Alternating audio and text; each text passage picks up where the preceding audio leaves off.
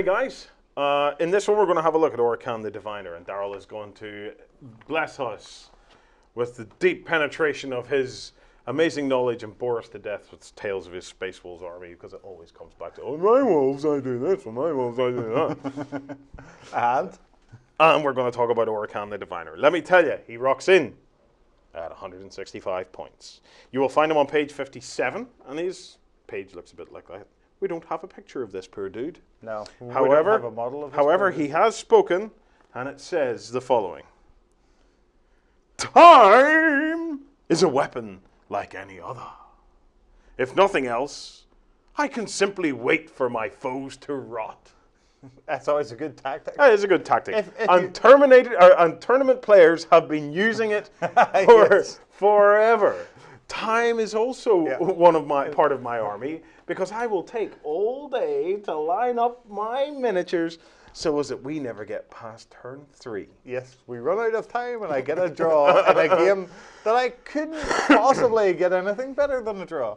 So Orikan the Diviner is the god of tournament players. Okay, let me tell you, he has 2 stat lines, because he is either Orikan the Diviner or Orikan the Endowed, the deeply endowed. Sorry, the empowered. Yeah. So the Diviner has weapon skill 4, ballistic skill 4, strength 4, toughness 4, wounds 2, initiative 2, attacks 2, leadership 10, save is a paltry 4+.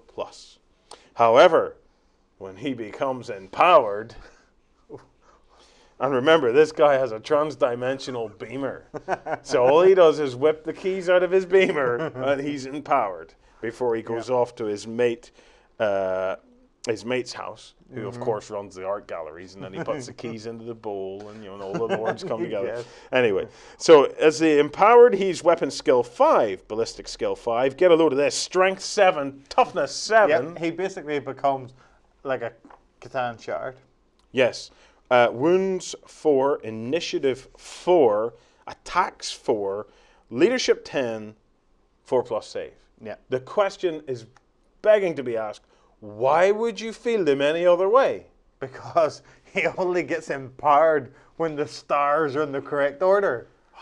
It's always a downside. You Always can't a downside. buy him empowered. You have to buy him regular powered and hope that the dice gods say the stars are in the correct order. Well, this guy has the following Wargear. Of course, he's got that Transdimensional Beamer, which is some form of German car that can move through dimensions.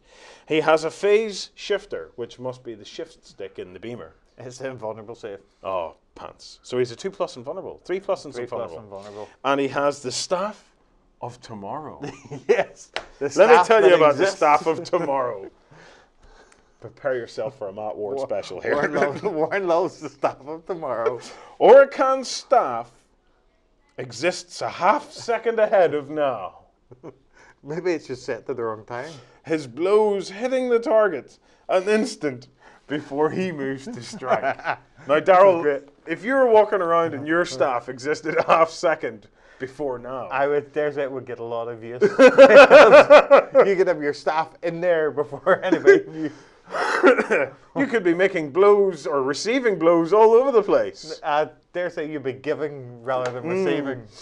Anyway, how this works on the gaming table is just, it's not quite so colorful. Orikan rerolls fail to hit rolls in close combat. Wounds caused by the Staff of Tomorrow ignore armor saves. I would have said that you get to reroll failed hit rolls in close combat, but the guy doesn't take the model off until the next turn because they still don't know they've been hit yet. Yeah, they still doesn't know he's dead. So that's his other piece of war gear, which, along with his phase shifter, it makes him quite unbelievable. Makes him reasonably good in combat, especially whenever he goes up to strength 7.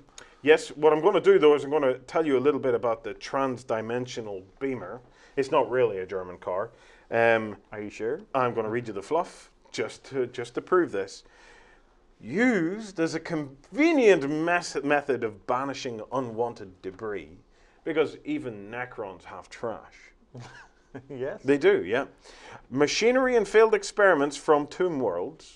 Did Necrons fail experiments? I didn't even know Necrons experimented. But now they experiment, they've got art galleries, they've got the works. And they've got Skype. they move all of that from the battlefields. Oh, they tidy up their battlefields as well into a pocket dimension.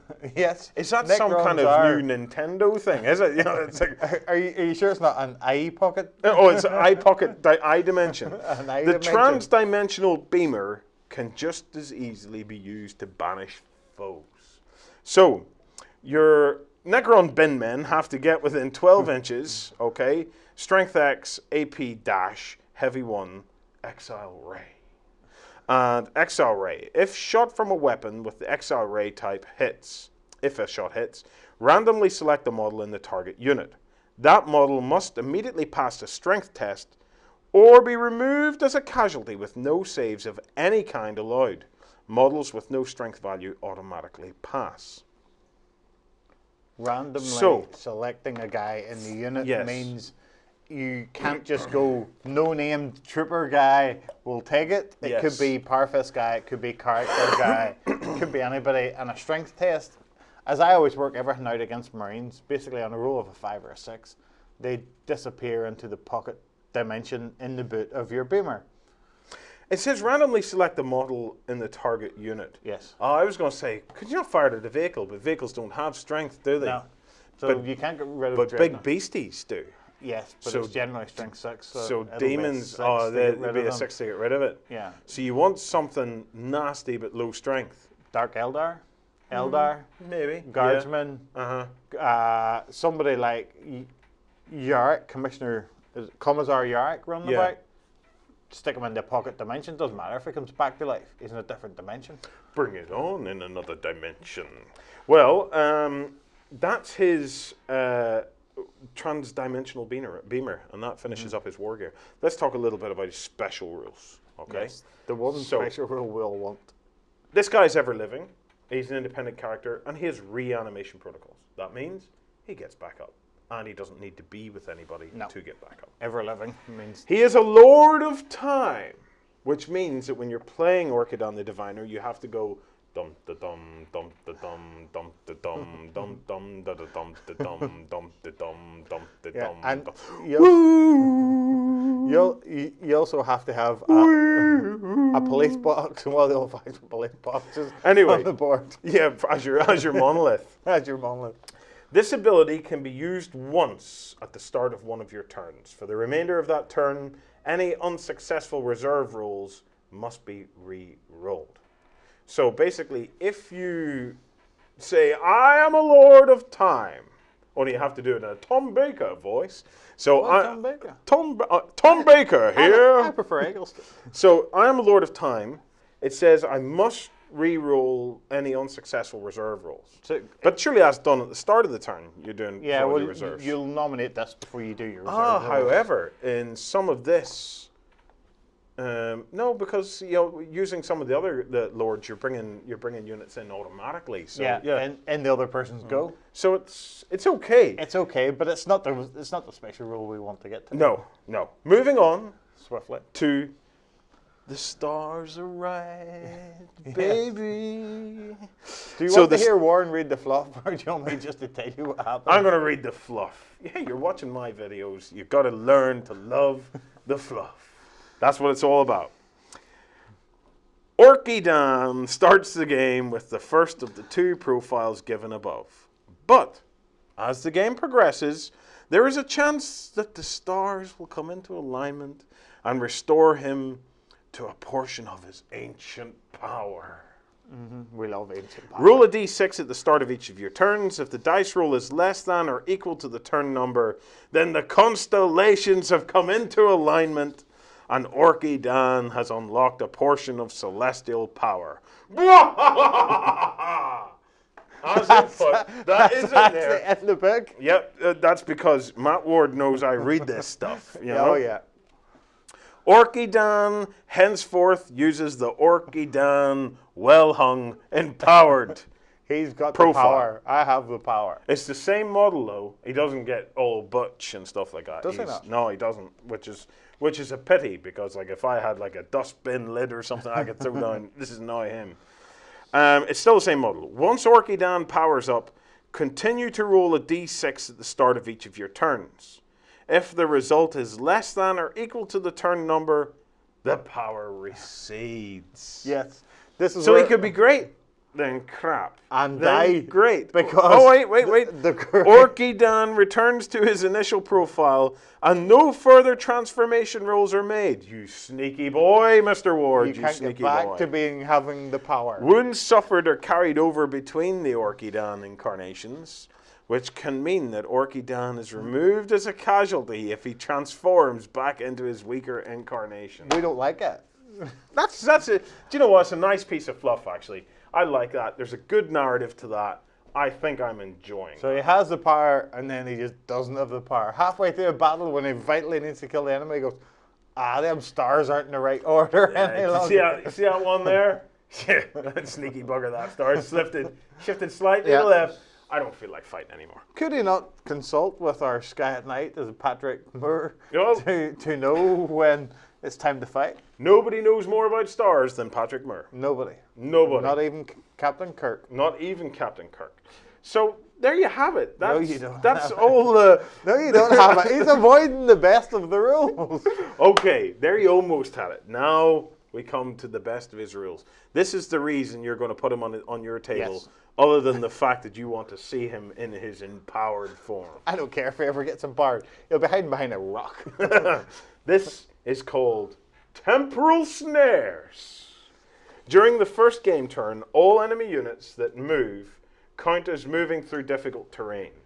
If they are actually moving through difficult terrain, then a unit can move the lowest D6 result of their difficult terrain test rather than the highest. Yep. So they move very slowly, and they don't like coming on from reserve. Now, here's where we have a combo. This is where you can partner this dude with the Catan Shard. With the Catan Shard, yep. Mm-hmm. Because the Catan Shard gives you a rule. Give me 1 second. I pull up the page for the Catan Shard to read you his rule. Catan Shard, page 40. He can buy all the different types of shard. But there's only one that any of us will ever really want. And it's called the Writhing Worldscape. Whilst the Catan Shard is on the battlefield, all difficult terrain is also dangerous for the enemy. If the terrain is already dangerous, the dangerous terrain test is failed on a 1 or a 2. So while the Catan is there, all difficult terrain becomes dangerous. And while Orkidan is on there, during the first game turn, everything becomes difficult, therefore everything becomes dangerous. So, which, if you were playing Dawn of War, is going to make things rather interesting. Yes, whenever you're having to roll them 2 dice and move the lower of the 2 numbers, it's going to get hard to get onto the board. Well, it certainly is, actually. Explain to me in doing words how this will work. So, Dawn of War, basically, the first thing is the entire board will be difficult and dangerous terrain. So anybody moving will have to roll dice to see how far they get. In turn 1, everything is dangerous. Yes. So anybody that moves has to take a dangerous terrain test. And on a roll of a 1, you fall over and die, basically. Unless you've got an invulnerable save. And this only applies to the enemy. It doesn't apply to the Necrons. No, only applies to the enemy. So if your enemy is a combat army that has to get to you, they'll not like that at all. I have my Ultramarines. They're all off the board. Okay? I'm trying to bring them on. Explain to me what I have to do. Well, you have to roll a dice. And if you're walking into terrain that was difficult, you have to roll... It's dangerous now. It's dangerous now. If I've used both those guys, yeah. You also have to roll 2 dice and select the lowest. And if the lowest is a 1, then nothing with a base bigger than a 25mm base can make it onto the board. And if it can't make it onto the board, it dies. It dies. It so the likes of our... It doesn't get anything because it never made it onto the board. The likes of your Terminator that's over there, his base is bigger than 1 inch. Yep. So he won't be able to get entirely onto the board. Yep. So he's dead. He's gone. No invulnerable saves. No mishap. How does that affect vehicles? The vehicles that are rolling onto the board are going to have to take a dangerous terrain test as soon as they touch the edge of the board. Yep. If they fail it, they stop where they are, which is off the board. Means they're removed. The vehicle and everybody inside it. So theoretically, the entire army could, some of it walk on the board, fail dangerous terrain tests, run away, and the rest of it not even get onto the board. That is supreme cheese. In Dawn of War, and anything deep striking is going to be into dangerous terrain. It also like if we don't always play Dawn of War, although every it's 1 in 3 at a tournament, so I can see this combo going to tournaments. I can see every Necron player in the world now going, I want Dawn of War. If you're going to a tournament, you'll have Dawn of War. Let's take for examples where you don't have Dawn of War. It's still just what this book has smacked of, this amazing thing where you're constantly limiting your opponent and making your opponent having to rethink their moves. Even in a normal mission, you're not going to move anywhere in turn 1 for fear your guys have to take leadership tests and run away, which is generally they're at the table edge, and if a couple of guys die and they've ran off the board, they're dead. Especially if you have a 20-man, because I can't. There's so many rules and I can't even remember some of them. But we were talking about one, Daryl, where we had 20 Necrons, okay, a squad of 20 Necrons, and during the deployment, we deployed them in a big long line at the front just to push the opponent as far back as possible. Can you remember what the rule was that even allowed us to do that? It's Dawn of War lets you do that. When you're playing Dawn of War, if you're going first, you deploy your unit first. You deploy it in the halfway line in a big long line, 20 guys spread out, covering most of the halfway line. And then all your enemy has to be 18 inches away from you, so they're within 6 inches of the table edge. And if a couple of them fall over when they go to move, leadership tests and run away. Run off the board. Yep. So is it fair to say that Necrons are becoming the thinking man's army? It could be. You need thought in this. There is no just straight out and out power units that will run across the board and eat the enemy.